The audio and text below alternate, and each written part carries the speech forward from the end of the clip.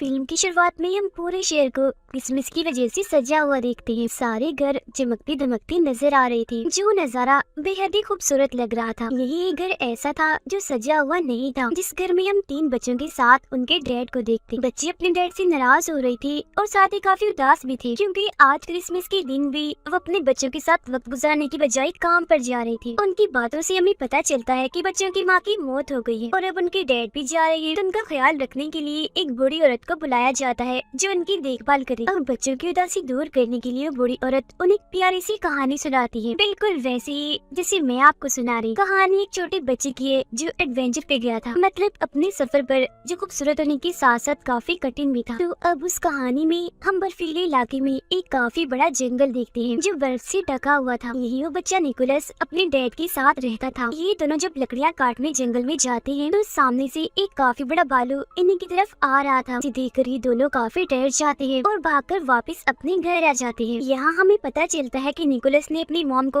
बचपन में ही खो दिया था। साथ ही उनकी माली हालत भी काफी खराब थी। वो काफी गरीब थी, क्योंकि ना तो उनके पास खाने के लिए ज्यादा सामान है और ना ही पैसे कमाने का कोई जरिया है। एक रात निकोलस अपने डैड को कहता है, चलिए पापा आज मुझे कोई कहानी सुनाए जो बहुत मजे की। तब उसके डैड उसे उसकी मॉम की ही कहानी सुनाती है कि काफी सालों पहले तुम्हारी मॉम ने इन बर्फीली चोटियों को पार किया। वहाँ 2 सोते हुए मॉन्स्टर थे जो दरअसल पहाड़ी थे। तुम्हारी मॉम उनके बीच से निकलकर दूसरी तरफ गई, जहाँ एक अलग ही नस्ल के लोग रहते हैं जिन्हें एल्व्स कहा जाता है, और वो एल्व्स का गांव था जिसका नाम एल्फेम था। एल्व्स दरअसल होते तो इंसान ही है, बस उनकी शक्ल सूरत थोड़ी सी अलग होती है, मतलब उनके कान थोड़े से नुकीले और लंबे होते हैं। वो एल्व्स लोग कोई आम नहीं थे, बल्कि उनके पास जादुई शक्तियाँ थी। उन्होंने तुम्हारी मॉम के साथ काफी अच्छा बर्ताव किया, काफी अच्छे से उनका वेलकम किया, और फिर जब तुम्हारी मॉम वापस लौटी तो उनके पास बहुत सारी चॉकलेट्स और खिलौने थे जो आसपास के लोगों में हमने बांट दिए, जिससे हर तरफ खुशियाँ फैल गई। इसी दौरान उन्हें कमरे में किसी जानवर की होने का एहसास होता है। तब उसके डैड उस जानवर को मारने के लिए कुल्हाड़ी उठाकर उसे ढूंढने लगते हैं, मगर देखते हैं कि वो जानवर तो एक छोटा सा चूहा है, जिसे मारने की उसके डैड बहुत कोशिश करते हैं,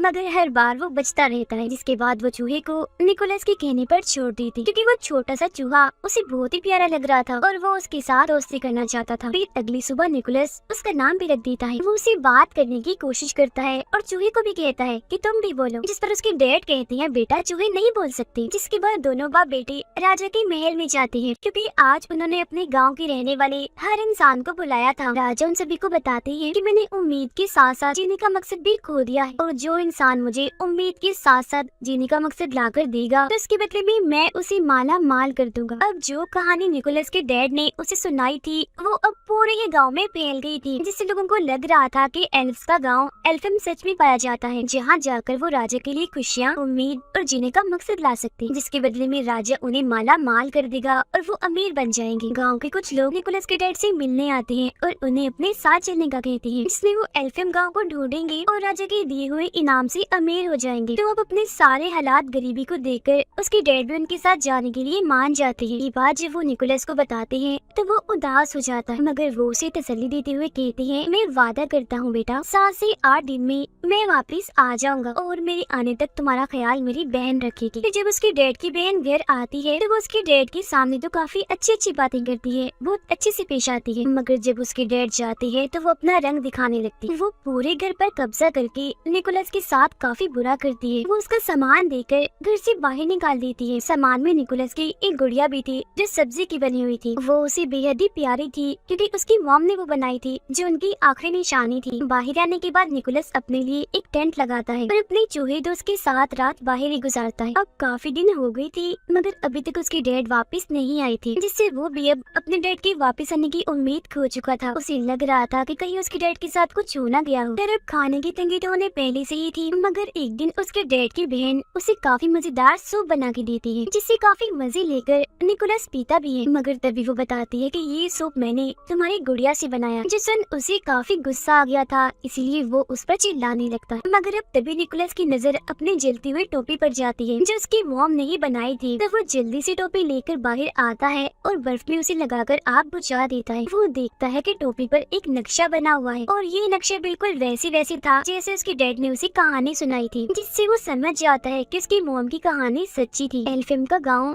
सच में पाया जाता है जहाँ जादू है, तो इसीलिए अब वो ये फैसला करता है कि मैं भी उस गांव में जाऊंगा। और फिर अगले ही दिन वो अपने साथी चूहे के साथ अपने सफर पर निकल जाता है। सफर के दौरान वो चूहे को नए नए अल्फाज सिखा रहा था, हालांकि उसे पता भी था कि बोल नहीं सकता। पूरा एक दिन का सफर तय करने के बाद वो एक गाँव में पहुँचता है जहाँ उसकी मुलाकात एक बूढ़ी औरत से होती है जो उसे वापस जाने का कहती है और ये भी कि तुम्हारी मेहनत बेकार जाएगी। एल्फियम नहीं पाया जाता, उसकी तलाश में ऐसे जगह जगह मत भटको, मगर वो उसकी बात नहीं मानता और अभी भी अपना सफर जारी रखता है। कुछ और दिन का सफर करने के बाद वो गुफा में पनाह लेता है। वहाँ भी बर्फ थी तो पत्थर को रगड़कर वो आग जलाता है और फिर दुआ करने लगता है कि अगर जादू सच में पाया जाता है तो मेरा चूहा बोलकर दिखाए। और फिर तभी सच में उसका चूहा बोलने लगता है, जो देख निकोलस काफी चौंक जाता है। वो हैरान तो था ही, मगर अब उसका जादू पर पक्का यकीन बन गया था और अब तो उसका चूहा दोस्त इतना बोल रहा था कि उसे सफर में अकेलापन महसूस नहीं हो रहा था। फिर जब ये लोग जंगल में से गुजर रही थी तो एक बारहसिंगा हिरन इन पर हमला कर देती है। तब उससे बचने के लिए निकोलस जल्दी से पेड़ पर चढ़ जाता है और ऊपर से देखता है कि उस हिरन के अंदर तो एक तीर घुसा हुआ है। जब तो वो इतनी बेचैन है, इसीलिए वो फौरन पेड़ से नीचे उतरकर हिरन के पास आता है। पहले वो उसे प्यार करता है और फिर उसके अंदर घुसा तीर निकाल देता है, जिससे उस हिरन को सुकून की सांस आती है, क्योंकि पहले उसे काफी दर्द हो रही थी। क्योंकि निकोलस ने उसकी जान बचाई थी तो हिरन उसे प्यार से देखती है। जिसके बाद वो यहाँ से जाने लगता है, मगर काफी आगे जाने के बाद वो देखता है कि हिरन भी उसके पीछे पीछे आ रही है। तब निकोलस उसे अपने साथ आने से मना कर देता है, कहता है मैं सिर्फ ये जानता हूँ कि मेरी मंजिल कहाँ है, मगर वहाँ जाने तक कितना वक्त लग जाएगा ये मैं नहीं जानता। तो अगर तुम हमारे साथ आओगी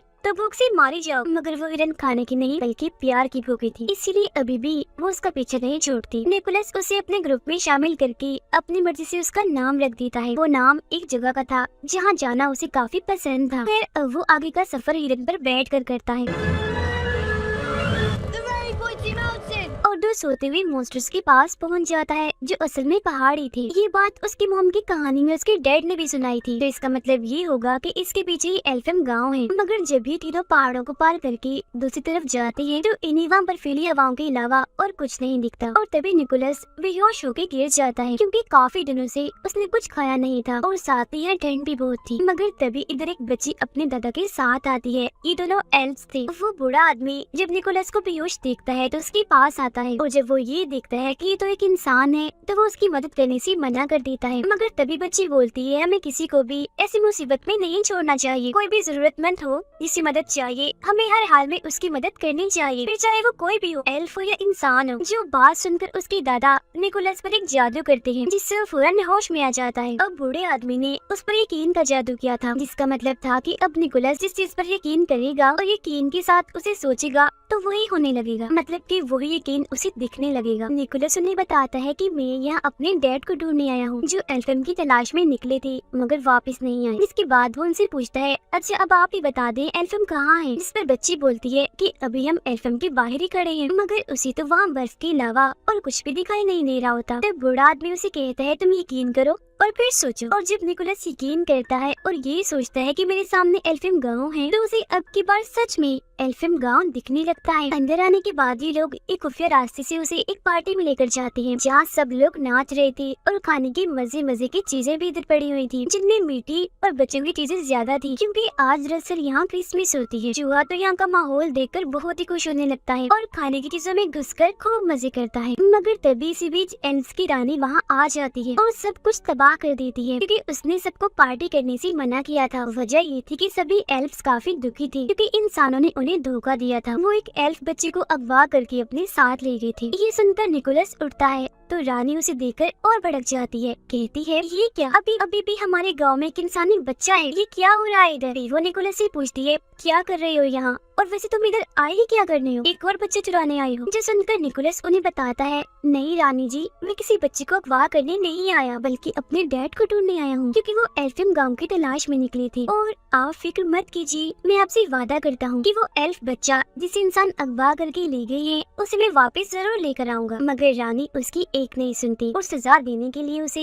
एक मीनार की चोटी में कैद कर देती है। यहाँ उसकी मुलाकात एक उड़ने वाली एल्फ से होती है जो दरअसल एक एल्फ परी थी। उसे पटाखे फोड़ने का बहुत शौक था। उसके पास जादू था जिसकी मदद से वो हवा में पटाखे फोड़ा करती थी और एक अच्छी बात, वो हमेशा सच बोलती थी। अब निकोलस उसे बताता है कि मेरी मॉम भी यहाँ एल्फेम आई थी, उनके साथ तो यहाँ के लोगों ने बहुत अच्छे सलूक किया था, काफी अच्छे से उनका वेलकम किया था, मगर रानी ने तो मुझे यहाँ इस मीनार में कैद कर दिया है और मुझे अपने डैड को ढूंढना है, तो प्लीज मेरी मदद कर दो ना यहाँ से निकलने में। इस पर वो मान जाती है, मगर तभी इधर एक काफी बड़ा मॉन्स्टर आ जाता है जो पहले सो रहा था और अब इन दोनों की आवाजों से उसकी आँख खुल गई थी। वो जैसे एक इंसान इन निकोलस को यहाँ देखता है तो उसे पकड़ लेता है क्योंकि वो उसे खाने का सोच रहा था, जो देखकर तो निकोलस की हालत खराब हो जाती है। तो वो परी एल्फ उसकी जान बचाने के लिए मॉन्स्टर के मुंह में एक जलता हुआ पटाखा डाल देती है, जिससे वो मॉन्स्टर किसी गुब्बारे की तरह फट जाता है और वो निकोलस को लेकर यहाँ से उड़ जाती है। वो दोनों फिर एक घर की छत पर आके गिरते हैं जिन्हें रानी की गार्ड देख लेती है। तब उनसे बचने के लिए वो निकोलस को यहाँ से ले जाने लगती है। इसी भागम भाग में निकोलस एक क्लास में घुस जाता है जहाँ की टीचर एक इंसान को देखकर काफी हैरान थी और फौरन गार्ड्स को यहाँ बुलाने लगती है, मगर तभी वो टीचर को समझाता है कि आप इंसानों को इसीलिए बुरा समझते हैं ना कि वो एल्फ बच्ची को अगवा करके ले गई। मैं वादा करता हूँ कि उस बच्ची को वापस जरूर लेकर आऊंगा। जो सुनकर वो टीचर निकोलस को एक खुफिया रास्ते से भगा देती है। इतनी ही देर में इधर उसकी हिरन दोस्त भी आ गई थी, जिस पर निकोलस और एल्फम परी बैठकर यहाँ एल्फम गाँव से निकलने लगती। जिस दौरान गार्ड भी उनका पीछा कर रही थी, तब उनका ध्यान भटकाने के लिए एल्फ परी बार बार पटाखे फोड़ने लगती है, मगर जब वो देखती है कि बाहर जाने का दरवाजा बंद हो रहा है तो वो खुद अंदर ही रुककर निकोलस को यहाँ से भगा देती। काफी मीलों का सफर तय करने के बाद भी निकोलस को उस अगवा हुए एल्फ बच्चे का कोई नामो निशान नहीं मिलता। फिर जब वो गॉड से दुआ करता है कि मुझे कोई रास्ता दिखाएं, तो तब उसे जंगल में एक गोल्डन रंग की रस्सी बंधी हुई दिखती है, जिसका पीछा करने पर वो एक पिंजरे तक पहुंचता है। इसमें और कोई नहीं बल्कि वो एल्फ बच्चा कैद था। अब इससे पहले वो उसे यहाँ से निकालता तब इधर कुछ लोग आ जाते हैं जिनमें निकोलस की डैड भी थी। वो अपने डैड से गले मिलता है और कहता है कि हमें इस एल्फम बच्ची को वापस छोड़ना होगा, जिस पर उसके डैड समेत सब लोग मना कर देते हैं, कहते हैं कि नहीं, हम इसे वापस नहीं दे सकते क्योंकि हो सकता है कि राजा इसे देखकर खुश हो, इससे उन्हें उम्मीद और जीने का मकसद मिले, जिसके बदले में वो हमें ढेर सारा पैसा देंगे। तो इसीलिए अब ये निकोलस को भी पेड़ से बांध देते हैं। उसे उसके डैड ही बांध रहे थे, जिस दौरान चूहा उनसे बोल रहा था, उन्हें ऐसा करने से मना कर रहा था। अब चूहे को बोलता हुआ देखकर वो भी काफी हैरान थे। सबके सोने के बाद उसके डैड उसके पास आते हैं और वो निकोलस के साथ साथ उस एल्फ बच्चे को भी पिंजरे से आजाद कर देते हैं और बताते हैं कि उन सबके सामने मैं तुम्हारी मदद नहीं कर सकता था, इसीलिए मैंने तुम्हें बांध दिया था। अब इससे पहले वो यहाँ से निकलते सारे लोग जाग जाते हैं और तीरों से उन पर हमला कर देते हैं। अब हिरन के ऊपर निकोलस और वो एल्फ बच्चा बैठा हुआ था। हिरन के पीछे एक बग्गी बंधी हुई थी जिसमें उसके डैड बैठे हुए थे, जिस वजह से हिरन तेजी से नहीं दौड़ पा रही थी। तभी निकोलस को याद आता है कि मुझ पर तो यकीन का जादू हुआ है, इन्हें मैं जो भी यकीन करके सोचूंगा वो पूरा हो जाएगा। तो वो हिरन पर हाथ रखकर उसे उड़ने का कहता है। हिरन थोड़ा सा ऊपर उठती तो है, मगर वजन ज्यादा होने की वजह से वो काफी ऊपर नहीं उड़ पाती और वापिस से नीचे आ जाती। ये देखकर उसके डैड अपने बेटे निकोलस की जान बचाने के लिए अपनी बग्गी की रस्सी काट देते हैं और जाकर एक खाई में गिरते हैं, जिससे उनकी मौत हो जाती है,